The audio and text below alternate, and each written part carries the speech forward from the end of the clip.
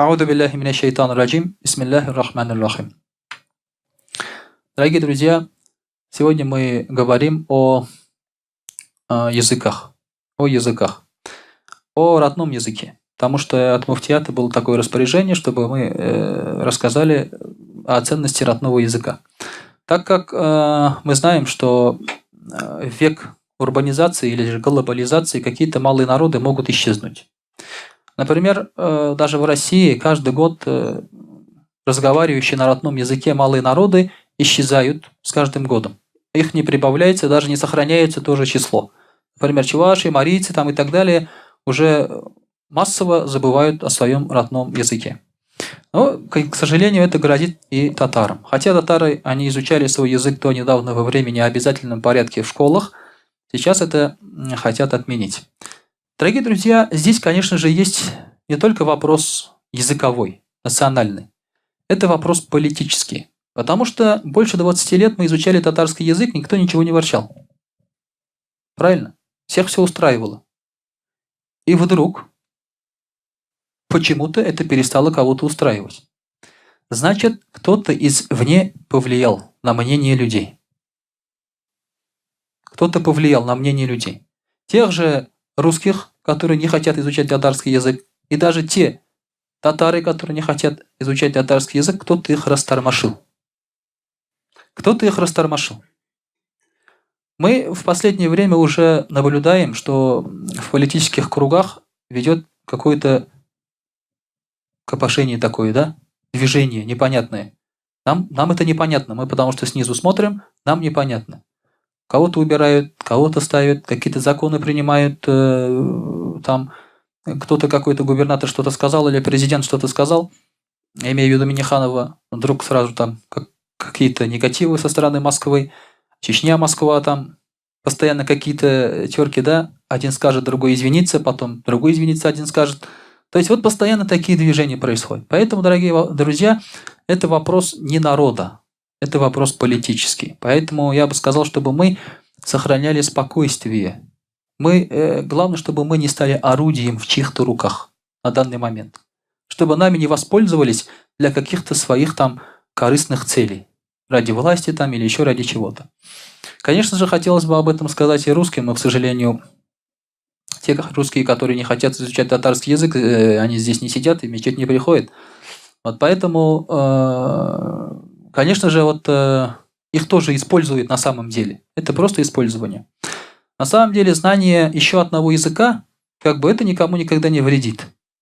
Если мы говорим, что для ребенка это нагрузка, ну, какая нагрузка? Мы используем свой мозг максимум на 4%. Максимум на 4%. То есть, если нагрузить ребенка лишним языком, это проблем никаких не составит на самом деле. Просто надо грамотно это делать. Это надо делать грамотно, культурно. Также мы должны объяснить, что обязательное изучение татарского языка – это, во-первых, законное распоряжение, конституционное распоряжение. Это не просто так, да? Там татары захотели и так далее. Интересно, здесь пост был такой ВКонтакте. Америка считает подводную лодку Казань есть такая, самой опасной подводной лодкой. То есть такая статья. И там один русский, какой-то роман, там какой-то говорит, ну, конечно, говорит, самый опасный. Он говорит, потихоньку, говорит, причалит к Америке, высадит 2 татар, и через некоторое время Америка думает, почему мы изучаем обязательно татарский язык. То есть это как бы задело как бы их за живое, на самом деле, да. Но, тем не менее, конечно же, раз есть такая нация, как татары, раз у них есть республика, значит, эта республика должна заниматься сохранением и приумножением достояния своего народа. И тем более все народы, которые живут в Российской Федерации, они равны, и этим должна заниматься не только национальная республика, а должна заниматься и Москва в равной степени, потому как она должна учитывать интересы всех народов. Но тем не менее, почему мы должны знать свой родной язык? Тем более, что знание русского языка для современных татар открывает больше простора. Вот если бы в 90-х все имамы в мечетях начали говорить на русском, сейчас мусульман в России было бы гораздо больше. Гораздо больше было бы. Потому что дахват пошел бы, да? Так как не понимали, русские, соответственно, или там русскоязычные не шли в мечеть. Сейчас на русском рассказываешь, действительно приумножается численность мусульман. Мы это видим. Это полезно для контакта с русскими, это полезно для контакта и с теми же узбеками, с теми же таджиками там и так далее, и с другими народами. Есть и те же чуваши, как бы и так далее. Поэтому связывающий язык мусульман России – это русский. Это уже никуда не денешь. Раньше это был татарский, сейчас это русский. Это факт. Это факт. От этого никуда не деться, поэтому я не отказался от русского языка в проповедях и веду половину на русском языке. Но изучение своего родного языка, для чего это надо? Это надо, чтобы мы выделялись от других наций и от других религий, потому что они очень тесно взаимосвязаны. Нации и религия с недавних пор, они тесно взаимосвязаны. Есть 3 большие нации, народа, которые внесли существенную лепту в пользу в ислам. Это арабы, однозначно, это персы и это тюркские народы. Турки, то есть во главе с турками, тюркские народы. Это 3 народа вот эти, которые внесли существенный вклад в развитие ислама. Ислам дальше, вот как мы его знаем, ислам дальше развиваться уже не может. Мы можем изучать только то, что внесли эти 3 народа. Чтобы изучить труд этих 3 народов, нам надо знать эти 3 языка. Это арабский, это персидский, это тюркские языки. Тюркские языки, они во многом очень похожи. Если выучишь один, то, соответственно, по накатанной ты уже начинаешь понимать остальные. Вот эти 3 народа, они внесли существенную лепту. Русский язык в этом только и новичок еще.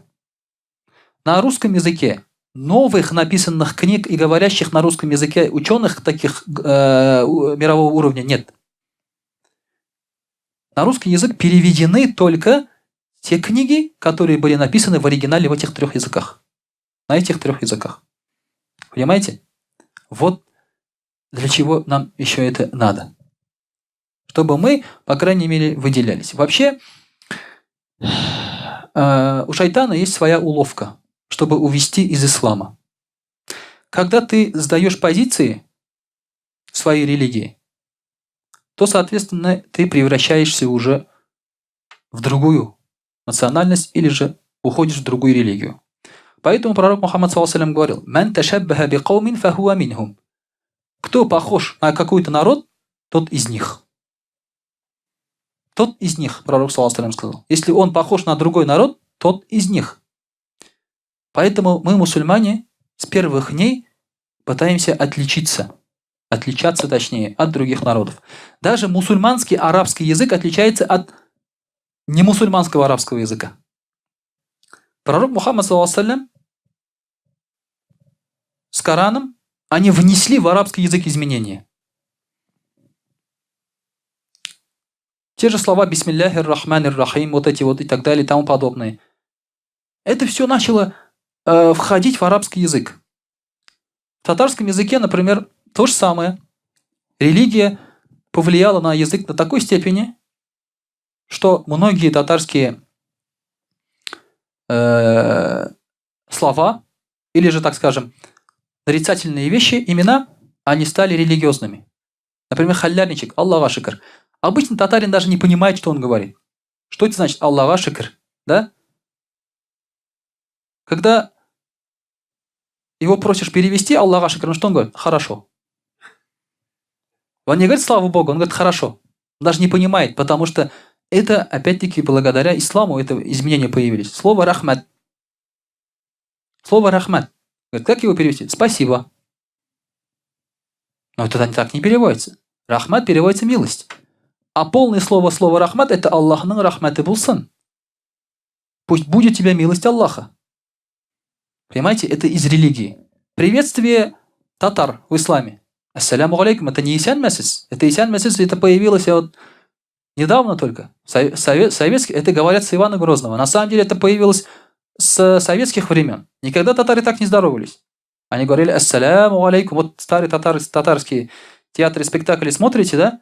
Как здороваются там? Заходит в дом, ассаляму алейкум говорят, да, таким еще татарским акцентом, как говорится, да. Это опять-таки было внесено исламом. Вот связь очень такая, серьезная. Поэтому изучение языка в то же время тебя приближает и к религии. До любого языка. Это тоже относится и к таджикам, к узбекам, к их родному языку. Потому что им грозит то же самое. Когда они сюда переезжают, узбеки, таджики, к сожалению, они не знают опасность русских женщин. На них женятся, их дети уже не будут ни таджиками, ни узбеками. Все. Им грозит то же самое. Они тоже забудут свой родной язык. Потом они пытаются отправить их в Узбекистан, Таджикистан, там что-то с ними сделать, пытаются, но уже не получается.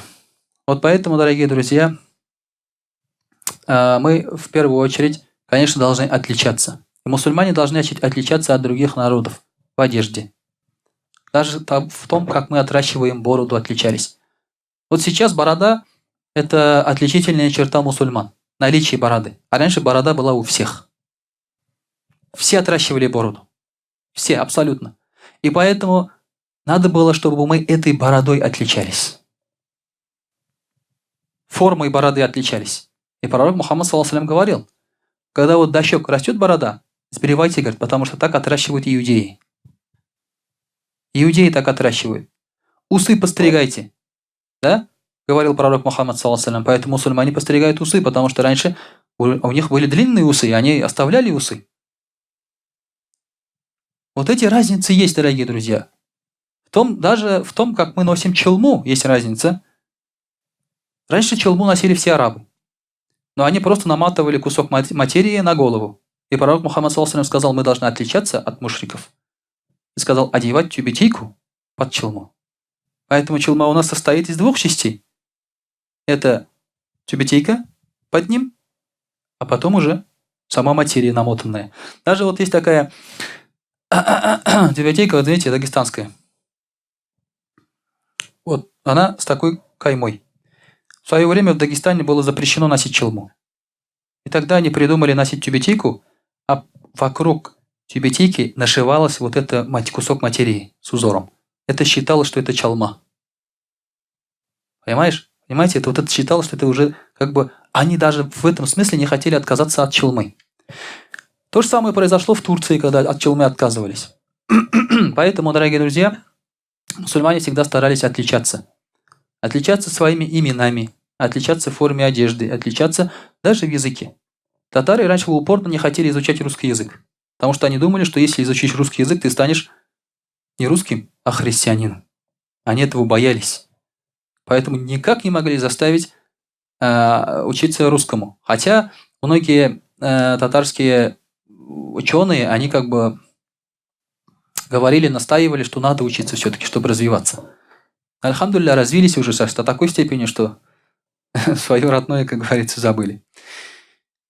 Но тем не менее, дорогие друзья, язык, то есть он может являться сейчас на данный момент отличительной особенностью, чертой мусульман. Здесь, так скажем, да. Русский мы знать должны. Почему должны? Не потому, что там он государственный язык, да? Не только поэтому, а потому, что русский помогает нам распространять ислам. Если бы, наверное, христиане знали, насколько опасно, когда татары или там другие народы знают русский, они бы нам запретили, наверное, изучать русский язык. Они пока, альхамдулилля, об этом не знают.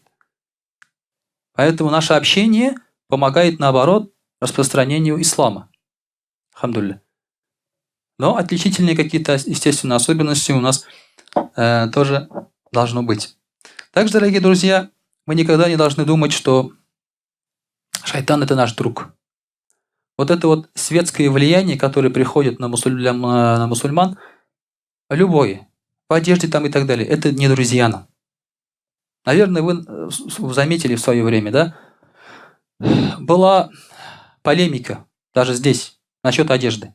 Можно ли носить пиджак, можно ли носить брюки там и так далее. Там говорили, конечно, можно. Пиджак – это все равно, что чапан.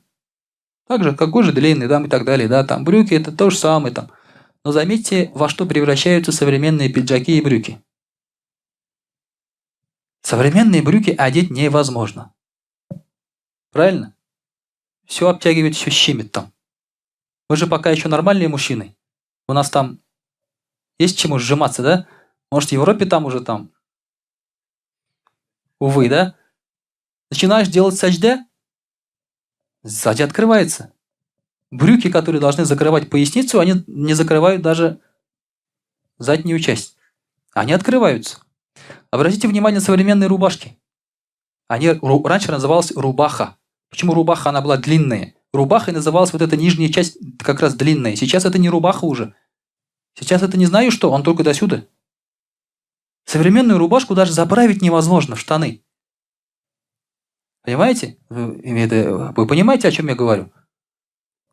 Вот поэтому, дорогие друзья, все это, вот вся эта одежда, потихоньку шайтан делает нас нагими, открывает. Он говорит, будьте похожими на других, на другие культуры, на другие народы, на другие религии. И тем самым мы отдаляемся от религии. От религии отдаляемся. Даже в покрывании головы. Там многие мусульмане говорят, но покрывать же голову не обязательно. Не обязательно же покрывать голову. Дорогие друзья, покрывали голову всегда и везде и все. Поэтому у каждого народа есть головной убор. Отличительная черта. Вот когда национальный костюм есть, всегда там присутствует головной убор. Почему? Там что голову надо закрывать всегда. Или от ветра, или от жары, или от холода. Правильно? Даже современные мусульмане сказали, это не обязательно закрывать голову. Знаете, сколько вреда от того, что ты голову не закрываешь? У тебя просто голова болит элементарно. А про то влияние шайтана я уже вообще молчу. Вот это тоже, дорогие друзья, отличительная черта мусульман. Вот поэтому мы должны отличаться во всем, чтобы, смотря на мусульманина, понимали, ага, вот это мусульманин. Вот он и внешне, и внутренне у него все это подходит.